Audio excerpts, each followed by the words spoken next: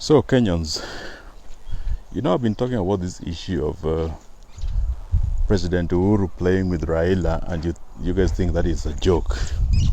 So, I want to ask you some questions about all these moves which are being seen, like the president is fighting, is fighting his deputy president, and the president is doing this and that to the deputy president. The deputy president is being denied access to some government offices or some government services, and his security being withdrawn, which I all think that are moves meant to just make him popular. These are just content for his campaigns. If the president was fighting the deputy president, his team, which has been arrested, and there have been claims that his friends or so on have been arrested, I think they would have been convicted, or the cases would have shown some seriousness in them being,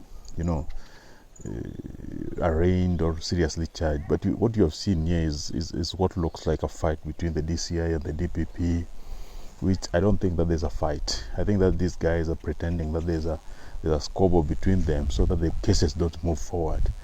And what is happening is that the president is making the deputy president popular by all these claims of denial of service, denial of attention, denial of access to government. There's nothing really happening here.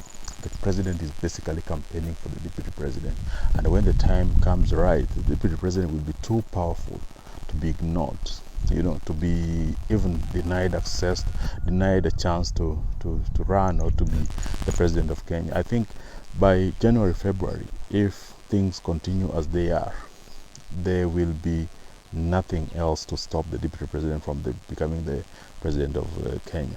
So I think basically Ruto and Uhuru are the two people who know that they are fighting. They're campaigning for William Ruto to be the president. And I think all these other people, including the handshake, the BBI, are just tools for the trade. And so Kenyans are going to be left as fools. It is not wrong for the president to campaign for his preferred successor. I just think that he needs to be honest and to tell Kenyans that I've decided to have Ruto succeed me as the president. But the way things are, I think the president is basically playing with mostly the ODM supporters who think that Raila has a chance to lead the country. Raila does not have any chance now. Raila, my greatest inspiration, and people will question why some things are the way they are. And I'll tell you one thing, that the way this country is, the way the country has been mismanaged, it would take somebody with the competence of Raila Odinga, somebody with the diplomatic connections of Raila Odinga, somebody with the patience and with the maturity of Raila Odinga to get the country out of this mess. But what is coming out is that Raila anapewa changala macho, and the Swahili say that changala macho is, you pour sand on somebody's eyes to blind him before he sees the real jab coming, the real fist which is going to hit his face. And I think that's what is happening to Raila. The BBI is an albatross, a dead one, a stinking one, which is just on the neck of the ODM.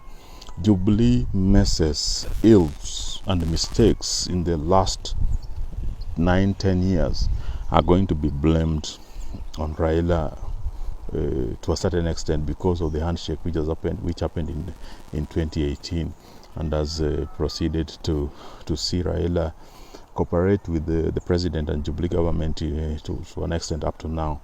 So I think the best strategy for ODM to win the next election is to disengage from this handshake, disengage from BBI by December. If we don't do it, you will come to remember these words, that Raila is being taken for a big ride, and there will be nothing else to rescue us.